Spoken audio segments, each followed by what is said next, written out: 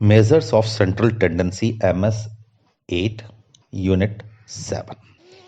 अब ये जो आप डाटा कलेक्ट करते हैं, ये बहुत बड़ा डाटा कलेक्ट किया था आपने लास्ट टाइम, 1000 लोगों का डाटा कलेक्ट किया, और उससे हम क्या इन्फ्रेंस निकाल सकते हैं? मतलब पूरे इतने 1000 डाटा था, उसको हम क्या कोई एक शब्द में या एक वैल्यू में हम उसे क्या डिस्क्राइब कर सकते हैं? हाँ, बिल्कुल हम कर सकते हैं। इसके लिए हम लोग जो है, हम सेंट्रल का मेजर कर सकते हैं। तो ये जो चैप्टर है ये उसी चीज पर है। या तो आप मीन कैलकुलेट कर सकते हैं, मोड कैलकुलेट कर सकते हैं, मीडियन कैलकुलेट कर सकते हैं। तो जैसे कि एवरेज नंबर जो क्लास को मिले, ये आपका मीन हो गया। तो नंबर जितने भी आपको स्टूडेंट्स को मिले, उन सबको हमने जोड़ लिया, जोड़ करके नंबर ऑफ स्टूडेंट्स से डिवाइड कर लिया, तो हमें मालूम चला कि इस क्लास के अंदर जो है, मैथ्स के अंदर जो है एवरेज नंबर 60 है। और जो दूसरी क्लास थी उसके अंदर जो है एवरेज नंबर जो थे 50 थे, यानी कि वो क्लास वीक है, ये क्लास स्ट्रांग है, ये पढ़ने में अच्छे हैं बच्चे। तो एक मीन से, केवल एक मीन वैल्यू जो हमने, आपकी क्लास में हो सकता है 50 बच्चे हों और बगल वाली क्लास में हो सकता है 100 बच्चे हों, जितने भी हों, अलग अलग नंबर ऑफ पॉपुलेशन हो सकती है, अलग अलग वो हो सकते हैं, लेकिन हमने जो मीन कैलकुलेट किया, हम केवल 2 क्लासेस के मीन को कंपेयर करके हम लोग रिजल्ट निकाल सकते हैं कि कौन सी बढ़िया क्लास है, कौन सी बढ़िया क्लास नहीं है। मतलब 100 जनों के डाटा को हमने केवल मीन, मतलब एक वैल्यू के अंदर कन्वर्ट कर दिया। तो यही चीज है जिसे हम मेजर ऑफ सेंट्रल टेंडेंसी बोलेंगे। तो मेजर ऑफ सेंट्रल टेंडेंसी के अंदर और भी कई चीजें आती हैं। एवरेज तो आता ही आता है, उसके अलावा मोड हो सकता है। मोड आपको मालूम है कि आप रो डाटा में जब देखेंगे और सबसे ज्यादा नंबर, मतलब क्या थे जो अधिकतर बच्चों को मिले, तो वो आपका मोड हो जाएगा। और मीडियन जो है, जब हम असेंडिंग या डिसेंडिंग ऑर्डर में अरेंज करेंगे और जो मिडिल वाला मार्क्स होगा उसे हम जो है मीडियन बोलेंगे। तो यहाँ तक कोई दिक्कत नहीं है। तो ये जो मेजर्स हैं, ये मेजर ऑफ सेंट्रल टेंडेंसी हैं। अब कौन सा वाला बेटर रिजल्ट देता है? हमें सेंट्रल टेंडेंसी मीन को मानना चाहिए या मोड को मानना चाहिए या मीडियन को मानना चाहिए? 2 क्लासेस हैं, दोनों मैथ्स की क्लासेस हैं। एक को प्रोफेसर गुप्ता पढ़ाते थे, एक को प्रोफेसर शर्मा पढ़ाते थे। अब प्रिंसिपल साहब का मन है कि या तो गुप्ता जी को प्रमोट किया जाए या शर्मा जी को प्रमोट किया जाए। दोनों मैथ्स के टीचर थे, दोनों एक एक क्लास को पढ़ाते थे, अलग अलग सेक्शन थे उनके। एक में 50 बच्चे थे, दूसरे में 75 बच्चे थे। तो एक काम कर लिया उन्होंने, सारे बच्चों के मार्क्स जोड़ करके एवरेज निकाल ली, दोनों क्लासेस की एवरेज निकाल लिया। वो एवरेज को कंपेयर किया तो देखा कि भैया गुप्ता जी तो बड़े स्ट्रांग प्रोफेसर हैं और इसके क्लास के बच्चों के नंबर अच्छे आए, शर्मा जी के क्लास के बच्चों के अच्छे नहीं आए। तो गुप्ता जी को प्रमोट करने लगे, शर्मा जी पहुंच गए, बोले कि आप ऐसे कैसे कर लेंगे मीन को कंपेयर? सर, सेंट्रल टेंडेंसी तो और भी चीजों की हो सकती है। आप मोड निकालिए ना, आप मोड को कंपेयर करके देखिए, या आप मीडियन को कंपेयर करके देखिए। आप क्या एवरेज एवरेज कंपेयर करे चले जा रहे हैं? तो ये तो कंफ्यूजन हो गया। मोड यूज करें कि मीडियन यूज करें कि क्या यूज करें? तो एक एग्जाम्पल लेता हूं मैं, और इस एग्जाम्पल से आपको फील भी आएगी। आई एम कलकत्ता का एक अखबार में अभी न्यूज छपी, मैंने पढ़ी, तो उसमें एवरेज स्टूडेंट को 17 लाख रुपए की सैलरी मिली। 17 लाख हर एक बच्चे को, हर एक बच्चे को नहीं, एवरेज सैलरी 17 लाख मिली। तो मैं तो न्यूज़ पढ़ करके बोला वाह, तो बहुत अच्छी न्यूज़ है।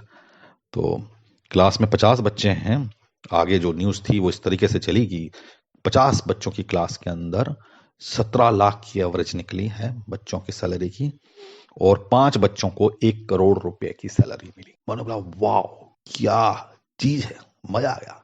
काश में भी आई एम कलकत्ता के अंदर होता तो बड़ा अच्छा रहता और मजा ही आ जाता। लेकिन यहाँ पर कुछ गड़बड़ है।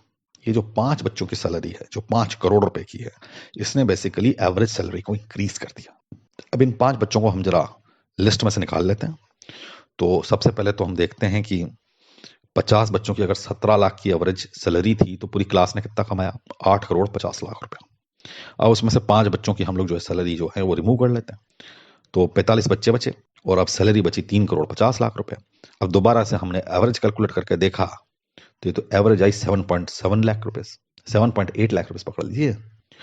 तो अगर मैं काश आई एम कलकत्ता में होता और अगर मैं उन 5 बच्चों में नहीं होता तो शायद मेरी सैलरी भी कहीं 7.5 के आसपास होती।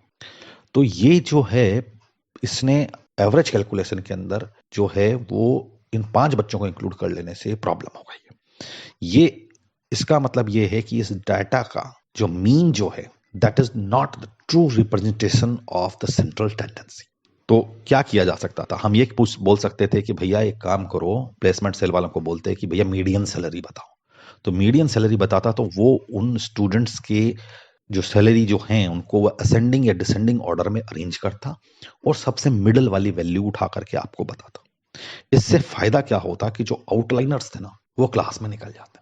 अब ये जो एग्जाम्पल था गुप्ता जी और शर्मा जी की क्लास का, अब जब शर्मा जी ने बोला तो अब क्या किया गया, अब यही किया गया। अब जो एवरेज मार्क्स थे उनको अरेंज किया असेंडिंग और डिसेंडिंग ऑर्डर के अंदर। तो गुप्ता जी की क्लास में 5 बच्चे बहुत ज्यादा इंटेलिजेंट थे और शर्मा जी की क्लास में 5 बच्चे बहुत ज्यादा उद्दंडी थे। अब जब मीडियन कैलकुलेट किया गया तो ये उद्दंडी भी निकल गए और वो 5 इंटेलिजेंट भी निकल गए। तो अब जो है आपका median value is the true representation of such type of data. नहीं, हर एक केस में नहीं होगा, लेकिन such type of data, the data which has outliers. तो वो आउटलाइनर्स को रिमूव अगर आपको करना है तो फिर जो है वो मीन मेरे ख्याल से बेटर रिप्रेजेंटेशन नहीं हो सकता है। इस केस में आपको मीडियन की जरूरत पड़ सकती है। तो ये दोबारा से एक आपके स्लाइड पर आया है कि हम लोग सेंट्रल टेंडेंसी क्यों यूज करते हैं। तो ऑफ कोर्स सेंट्रल टेंडेंसी जो है हम रो डाटा को कंडेंस करने के लिए यूज करते हैं। मैं आपको एक एग्जांपल दे चुका हूं, मेरे ख्याल से दोबारा से एग्जांपल देने की जरूरत नहीं है। तो फायदे क्या क्या होते हैं, ये ईज टू कैलकुलेशन होता है, बहुत आसानी से हम लोग कैलकुलेट कर सकते हैं। ये सेंट्रल टेंडेंसीज जो हैं ये बड़े शॉर्ट एंड स्वीट फॉर्मूलेस होते हैं। और दूसरा ये ईज टू रिमेंबर होते हैं, मतलब इतने 100 जनों का डाटा याद रख नहीं सकते। अब फटाक से आपको मीन मोड डाटा याद रहता है तो आप इजीली कंपेयर भी कर सकते हैं और याद भी रख सकते हैं। और ये जो डाटा जो होते हैं ये एक्सट्रीम वैल्यूज से जो है वो आपको बचाते हैं। तो मीन नहीं बचाता तो क्या हुआ, मोड बचाएगा, मीडियन बचाएगा, कुछ तो बचाएगा। तो बेसिकली आप एक्सट्रीम वैल्यूज को भी निकाल सकते हैं। और ये जो डाटा होता है ये सारी ऑब्जर्वेशन के बेसिस पर कैलकुलेट किया जाता है, इसलिए हम इसे बोल सकते हैं कि ये कंडेंस कर देता है डाटा को। और ये जो डाटा जो होते हैं इनको हम फर्दर कैलकुलेशन के पर्पस के लिए भी यूज में ले सकते हैं। तो जैसे दो चीज़ों की वैल्यूज को कंपेयर करना है या कुछ और करना है और मैथमेटिकल कैलकुलेशंस करनी है तो हम इन डाटास को यूज कर सकते हैं।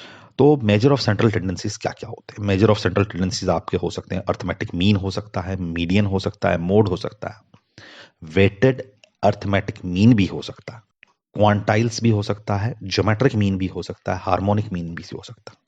और मैं इस क्लास में केवल आपको 4 चीजें पढ़ाने जा रहा हूं, बाकी 3 नहीं पढ़ाऊंगा क्योंकि वो 3 या तो आते नहीं हैं या आप इनके बारे में थोड़ा बहुत जानते ही हैं। ये जो 4 चीजें हैं ये बहुत ज्यादा यूज होती हैं, इसलिए मैं ये चारों चीजें पढ़ा रहा हूँ। चारों चीजें हैं मीन, मोड, मीडियन और क्वांटाइल्स। और ये हम पढ़ेंगे नेक्स्ट लेक्चर में पार्ट 2 में।